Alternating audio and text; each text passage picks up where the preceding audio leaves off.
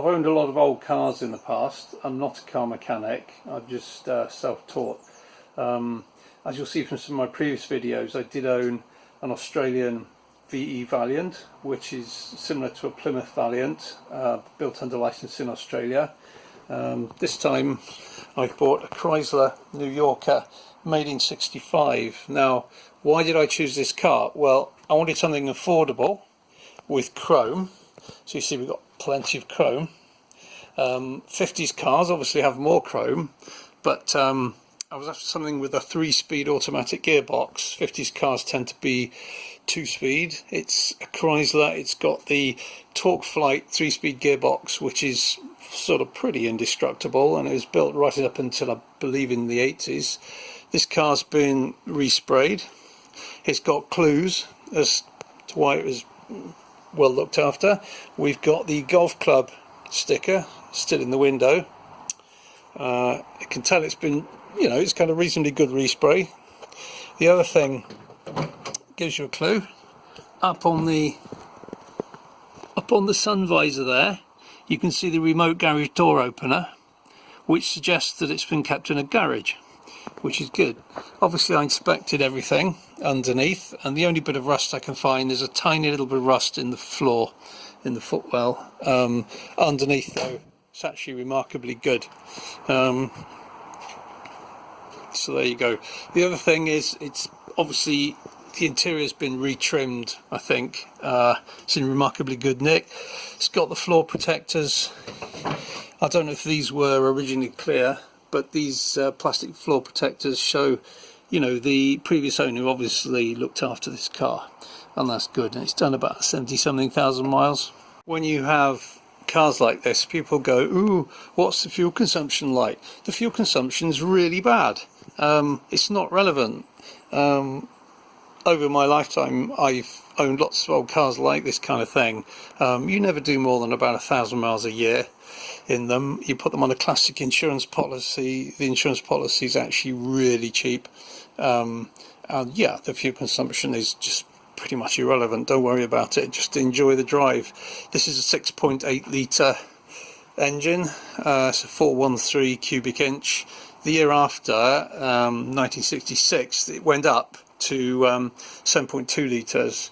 This allegedly puts out about 330 horsepower. It doesn't have any of the 70s emissions equipment on it, which sapped power in the 70s. So it's a sort of standard, reasonably simple engine, easy access to everything, kind of analog technology, if you like. For younger viewers, this is the radiator, that's the cooling fan. The cooling fan is connected, it's turned by the engine, by belt. It's not electric, it has a viscous coupling. As the engine gets hotter, basically it draws more air through. It's a simple way of thinking about it. It has a carburettor, it's not fuel injected, this is an aftermarket air cleaner. It's not the standard carburettor. The guy who bought it off has fitted a more modern carburettor that generally performs better. This massive hunk of metal here is the air conditioning compressor. It has some quirks, of course. It has single circuit power assisted brakes with no fluid level warning light or anything of that type, so your brakes need to be well maintained. It has drum brakes all round. I've got a disc conversion coming, which will be the subject of another video. We'll see how well I get on with that. I've spent a lot of time rerouting the high tension leads because they have to go over the exhaust manifolds, around and into the plugs on each side, and when I got the car they were just loosely draped all over the engine, rubbing on everything, rubbing on bodywork, rubbing on the exhaust manifolds. Not good for long-term reliability. I've done a lot of rewiring around this area here.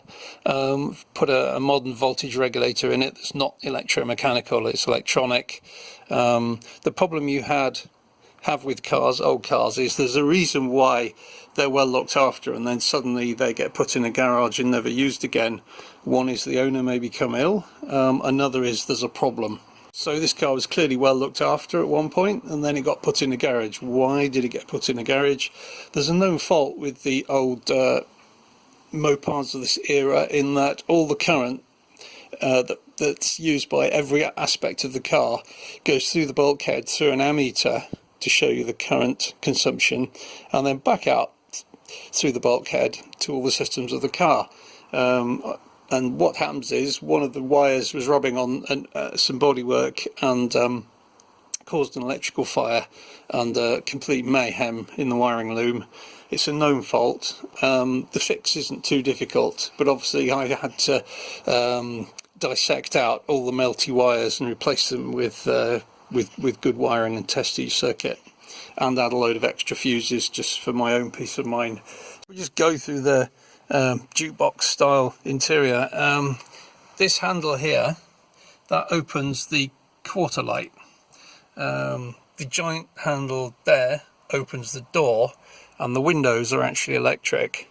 You've got an indicator stalk on the left, and you change gear. For people that don't know this, although it's an automatic, you obviously have to manually select park, drive, neutral, reverse with this lever, and it's displayed, I don't know if you can see that, on that gauge there.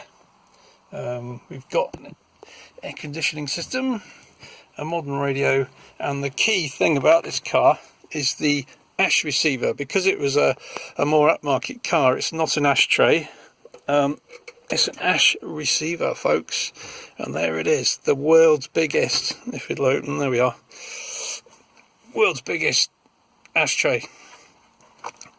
It's even got the missing cigarette lighter, and it's got slots here for the presumably toll bridges and things like that. You can slide your coins into these little rails. Wondering what this thing is? This is a kind of electrical proportioning valve which determines how much brake force is applied to the wheels of your caravan or trailer.